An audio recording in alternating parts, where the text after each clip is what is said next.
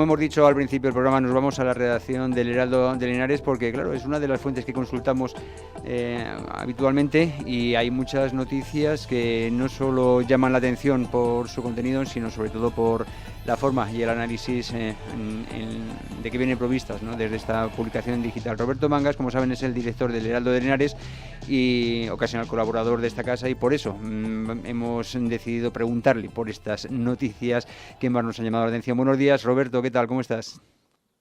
Buenos días, José Luis. Encantado de estar un día aquí más contigo y con todos tus oyentes y espectadores.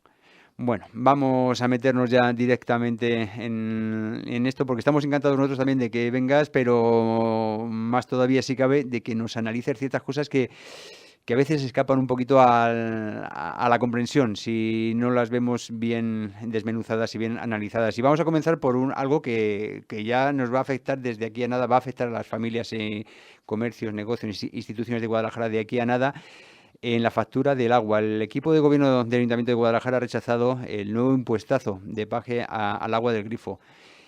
Eh, Vamos a ver, de esto habéis hablado hace unos días, a raíz de que el concejal de Hacienda, Alfonso Esteban, y el responsable del agua, el concejal responsable del agua, Santiago López Pomeda, se pronunciaran al respecto de este impuesto. Cuéntanos, ¿cómo lo habéis tratado desde el Heraldo de Henares? Bueno, desde el Heraldo de Henares hemos tratado la información. De momento ya habrá tiempo a hacer un análisis de opinión de forma pura y dura, es dando los datos objetivos de lo que puede suponer este nuevo impuestazo que, según el gobierno regional de García Pajes, viene obligado por Europa. Es mentira, ¿no? Porque hay comunidades como la Comunidad de Madrid que no lo van a aplicar, porque además es una recomendación con fines medioambientales. Como diciendo, si el agua es más cara, se consume menos. Y hay que pagar, pues, porque como estamos en un país de secano y tal, mentira, mentira todo. Es un impuesto más que va a nutrir las arcas del gobierno regional para, pues, seguir llenando, pues, de subvenciones, de propaganda, de asesores, de cargos públicos, etcétera, etcétera. Porque lo que es cierto es que Castilla-La Mancha sigue con las peores listas de espera de toda España, Castilla-La Mancha sigue con unos de los peores servicios de toda España, y aquí pagamos impuestos como si estuviéramos en Suecia, cuando en la Comunidad de Madrid pagan muchos menos impuestos que nosotros, y vemos cómo va el ritmo de crecimiento económico y de bienestar social y la mejor sanidad pública de toda España. Entonces, por hacer un resumen muy rápido, que sepan nuestros espectadores y nuestros oyentes que se va a pagar, pues, desde 4.000 euros al año más un colegio. Imagínate, los niños van al aseo todos los días, los niños se lavan, los niños tiran de la cadena, ¿no? Y eso al final, pues, se termina repercutiendo en dinero de nuestros impuestos, que la gente dice, bueno, lo paga el colegio. No, no, no. Lo que se paga al colegio lo pagan nuestros impuestos. Una casa, una vivienda familiar, pues puede ser unos 50 euros más al año, que parece, digo, bueno, es que tampoco 50 euros más al año. Y bueno, 50 euros más al año, súmale a todos los demás impuestos que pagas. Pero es que si te metes en comercios, en pequeñas industrias, en lavanderías, la factura va de 2.000, 3.000, 5.000 a unos 10.000 euros más al año de agua. Por el mismo consumo de agua, ¿no? Eh, pues una pequeña industria, un autónomo o una pequeña empresa se puede encontrar con que en estos tiempos en los que hay que mirar la peseta al máximo, porque entre la crisis, la venta de productos de terceros países con competencia desleal.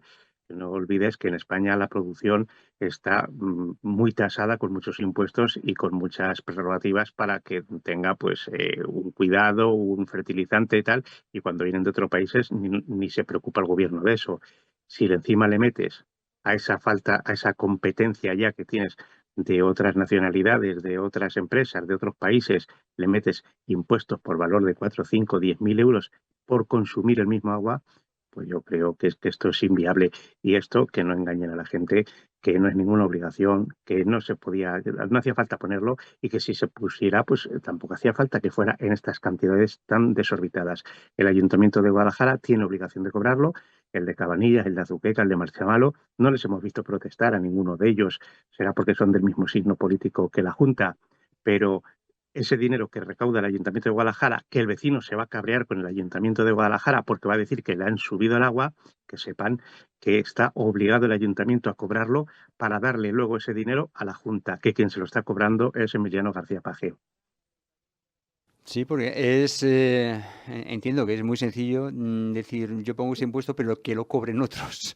Y claro, en fin, Claro, claro. en cualquier caso, los que vamos a pagar vamos a ser los ciudadanos. Decía de Guadalajara, pero de los ciudadanos de toda Castilla-La Mancha, al fin y al cabo. Ujú. En fin, así está este tema de momento. Vamos a ver si a raíz de que ya si tengamos que rascar el bolsillo, será cuando empecemos a movernos. Vamos a cambiar de tercio y vamos a cambiar de localidad. Nos vamos hasta Azuqueca porque allí la cosa está calentita de un tiempo a esta parte. Salía adelante la moción de reprobación del exalcalde de Azuqueca, José Luis Blanco, y su anterior equipo de gobierno, y a partir de ahí pasaban muchas más cosas.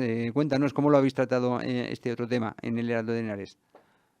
Bueno, en el Heraldo de Henares hemos dado algunas pues, noticias incluso con adelanto, porque de lo que se trata es de llevar a nuestros lectores la más rápida información y la información más veraz. Aquí lo que lleva pasando es que, quitando un breve lapso de tiempo de 7 meses que gobernó el Partido Popular allá por 2007, ¿no? Siempre ha gobernado o Izquierda Unida o el PC de la mano de Florentino García Bonilla, y cuando hizo el trasvase al PSOE siguió él y luego le dio el traslado al PSOE. O sea, que siempre ha gobernado la izquierda. Pero la izquierda nunca ha sido bien avenida en estos 40 y tantos años. ¿Por qué? Porque los líderes tanto del Partido Socialista como de Izquierda Unida, por el motivo que sea, nunca han encajado bien. Ya pasó, no es una cosa de ahora, de que Izquierda Unida con el PSOE no encaje en Azuqueca, no se lleven bien, no haya feeling. También pasó en los años, al principio de los años 2000, con Victorio Calles y Emilio Alvarado, que estaban en Izquierda Unida, y con entonces Florentino García Bonilla primero y con Bellido después, que llegaron a tener sus más y sus menos. De hecho, los 7 meses del Partido Popular fue por la falta de acuerdo para nombrar a Bellido Izquierda Unida alcalde, porque decían que no se fiaban de él, ¿no? Y durante 7 meses tuvieron que dejar gobernar al Partido Popular para conseguir un acuerdo, ¿no? Que atara bien las condiciones para que Bellido pues cumpliera todos los pactos, que sabemos que está acostumbrado a no cumplirlos. Entonces ahora pasó más o menos lo mismo. Izquierda Unida apoyó la moción de reprobación del exalcalde socialista José Luis Blanco, porque entendió que su gestión había sido autoritaria, despótica y unilateral, como en la moción que firmaron todos, y el PP aprovechó para meter una cuña de nuevo entre los dos partidos del equipo de gobierno, sabiendo que Izquierda Unida estaba cabreadísima con el equipo de gobierno por su gestión respecto a lo que había dejado hecho José Luis Blanco con el tema de la venta de la parcela al Ministerio de Inclusión para construir un centro de inmigrantes, ¿no? Entonces, Izquierda Unida se abstuvo, no apoyó el no a la moción del PSOE, con lo cual, como faltaba un concejal del PSOE, la moción de reprobación salía adelante. Nos cuentan algunos concejales presentes en el pleno de la reprobación que los gritos en el despacho del alcalde entre el alcalde y su primer teniente de alcalde, que era la portavoz entonces de Izquierda Unida, pues que se oían en todo el ayuntamiento. ¿Eso cómo ha acabado? Pues con la ruptura del pacto de forma unilateral por Izquierda Unida, diciendo, bueno, es que seguís apoyando la gestión de José Luis Blanco, no podemos seguir, hay una falta de confianza total. Entonces, esto ha llevado a que el equipo de gobierno tenga que remodelarse completamente. Ya lo dijimos en su momento, no puede ser que los mismos que gobernaban con el anterior alcalde digan que el anterior alcalde lo hizo mal y que ellos no se enteraban. Esto ha dado un paso más. Izquierda Unida ha forzado la máquina como para decir vamos a poner un poco de racionalidad en el asunto. Es decir, nosotros estábamos en el equipo de gobierno, pero no queríamos y no nos enterábamos, no sabíamos que estaba ocurriendo esto, porque si nos hubiéramos enterado no hubiera pasado. El PSOE quiere como echarle un poquito de tierra encima y se enfada con Izquierda Unida por abstenerse en la moción de reprobación. Y de esos polvos vienen estos lodos de la ruptura del equipo de gobierno. Pero si me preguntas por mi opinión, José Luis, te diré que como pasaba en la época de Alvarado, como pasaba en la época de Victorio Calles, en unos meses estoy convencido de que se reconducirá la situación, porque si no, el PSOE lo va a pasar fatal los 2 años de gobierno, 2 años casi y medio que quedan de gobierno municipal, y tendrá que negociar con Izquierda Unida para sacar adelante cuentas, presupuestos, mociones, proyectos, lo que haga falta. Salimos del Ayuntamiento de Azuqueca para meternos en el de Tórdola, pero para seguir hablando de reprobaciones, ¿no? Cuéntanos qué ha pasado allí. Sí, bueno, pasamos de los líos internos de la izquierda, como el PSOE, ¿no? Izquierda Unida en Azuqueca, a los líos internos del Partido Popular en la provincia, que son más de los que parecen. En este caso, en Tórtola. Tórtola ganó con mayoría absoluta el PP y, bueno, no ganó con mayoría absoluta, empató a 4 concejales con el PSOE, pero gracias a un concejal de Vox, pues pudo conseguir gobernar, sacar adelante 5 contra 4. Pero hay una denuncia que tienen que ver los tribunales, es lo que dice y lo ha dicho en pleno, está grabado en acta, no decimos nada que no sea verdad, en el sentido de que una concejal del PP ha denunciado al alcalde de su propio partido porque dice que agredió a su marido, al marido de esta concejal, en Navidades, en las Navidades del año pasado. Ello ha llevado a que esta señora se salga del Partido Popular, siga como no adscrita y ahora ya el Partido Popular ya no tiene mayoría en Ontoba. Ha pasado de 4 a 3 más el de Vox y la oposición 4 del PSOE más la no adscrita del PP. El PSOE aprovechó para presentar una moción de reprobación, como hizo el PP al revés en Azuqueca, y salió adelante con los votos de los concejales del PSOE y la anterior edil del PP contra el propio alcalde del PP. Ahí hay un problema larvado que no va a generar una moción de censura porque los concejales que han formado parte del equipo de gobierno no pueden firmar mociones de censura contra sus propios alcaldes, aunque ya no estén en ese partido. Y lo que hay que decir es que el alcalde de Tórtola lo tiene difícil para gobernar porque a lo mismo que decíamos del alcalde de Azuqueca, que tiene la mayoría de la oposición enfrente, ahora el alcalde de Tórtola, del PP, tiene a la mayoría de la oposición del PSOE, más su anterior concejal del PP, enfrente. De ahí pasamos, si quieres, a otro ayuntamiento también donde el PP tiene muchos problemas, que es, bueno, tantos problemas que ha perdido la alcaldía, que es el de Malaguilla. Efectivamente. De Malaguilla, de 4 concejales que sacó contra uno del PSOE por la ley electoral, se le fueron 3 concejales por problemas internos con el alcalde, o sea, otro ayuntamiento donde un alcalde del PP tiene problemas con sus propios concejales. Entraron 3 nuevos, como en las listas no había más concejales del Partido Popular, la ley dice que entran de la siguiente formación política que más concejales sostuvo, más votos sostuvo, en este caso un partido independiente, Acción Rural de Malaguilla. Entonces, en este caso, la moción la da un concejal del PSOE con 3 independientes contra el único edil que queda ya del PP, cuando hace unos meses era 4 del PP. Entonces, sí que en este caso el problema interno que se le ha generado al Partido Popular es mucho más grave porque no es una simple reprobación como en Tórtola, es ya una pérdida de alcaldía como Malaguilla por los problemas internos, por esa falta de unión y de cohesión, ¿no?, que se está generando en algunos equipos de gobierno municipales de ayuntamientos de la provincia del PP. Pues sí que está bien el PP a nivel consistorios aquí en Guadalajara. Vemos que hay muchísimos líos, pero vamos a cambiar de pueblo y vamos a cambiar de grupo político. Nos vamos hasta, bueno, no del todo, porque hay esta noticia que también nos ha llamado mucho la atención, está bastante relacionada. Nos vamos hasta Mondéjar. José Luis Vega, su tono y sus formas. ¿Qué ha pasado? Bueno, pues José Luis Vega, que lo conocemos ya desde hace muchísimos años, no nos sorprende nada. O sea, José Luis Vega es quien es el cacique de Mondéjar, es el padrone de Mondéjar, es el mandamás de Mondéjar y no consiente que nadie le lleve la contraria. En la Diputación guarda un poco las formas porque hay periodistas, hay cámaras de vídeo, hay más formalidad, hay más partidos políticos, hay más nivel, pero en Mondéjar es como si se quitara el traje de los domingos de la Diputación, llegara a Mondéjar y se pusiera la boina, ¿no? Es decir, gobierna despóticamente, gobierna en plan a lo bestia. Entonces no consiente que los concejales de la oposición, bueno, el único concejal que hay en la oposición, que es del PP, ¿no? Porque encima siempre gana con mayorías absolutas, porque a los vecinos, como en la época de Franco, les gusta el orden y mando, ¿no? Entonces, y aprovechando que está en la Diputación, se lleva un montón de inversiones para su municipio, pues están encantados, pero eso no quita que tenga mucho respaldo popular, a que tenga educación y guarde las formas. Y el otro día en el Pleno, ante las preguntas insistentes del miembro de la oposición, que está en su obligación. O sea, no olvidemos, José Luis, que la oposición está en la obligación de hacer oposición a los equipos de gobierno, no están para aplaudir. Si hay algo que merece la pena, que es una cuestión de Estado y tal, pues se pueden unir, pueden pactar, pueden dialogar.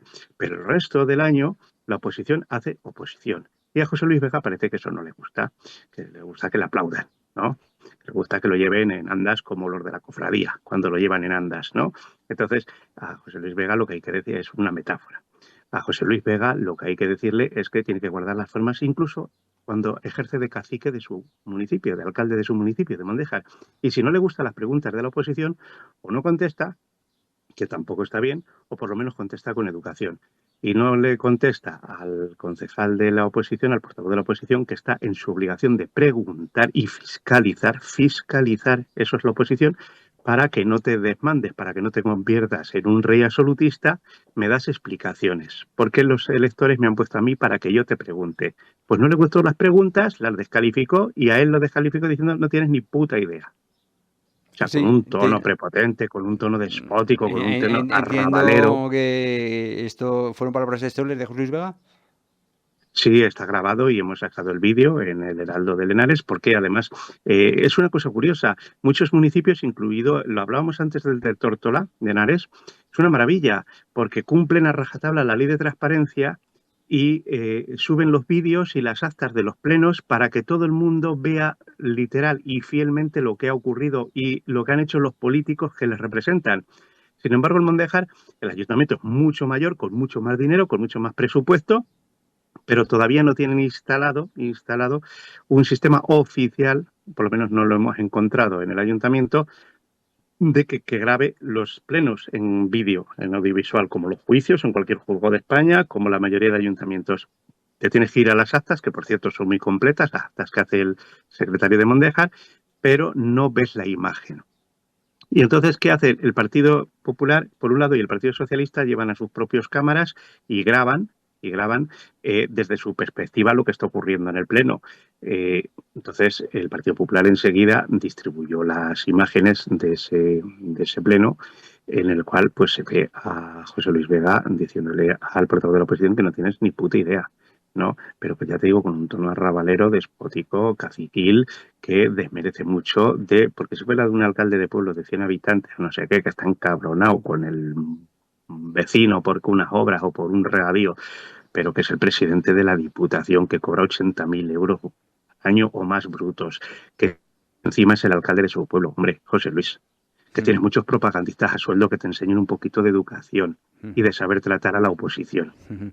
Bueno, no conocía yo esa llamativa, vamos a dejarlo ahí, respuesta de José Luis Vega pues a la oposición en su ejercicio de alcalde de Mondéjar. Bueno, vamos a ir finalizando, pero hay dos temas que también llaman mucho la atención, nos han llamado aquí en la redacción de Radio Guadalajara mucho la atención y que no quiero que se nos queden fuera.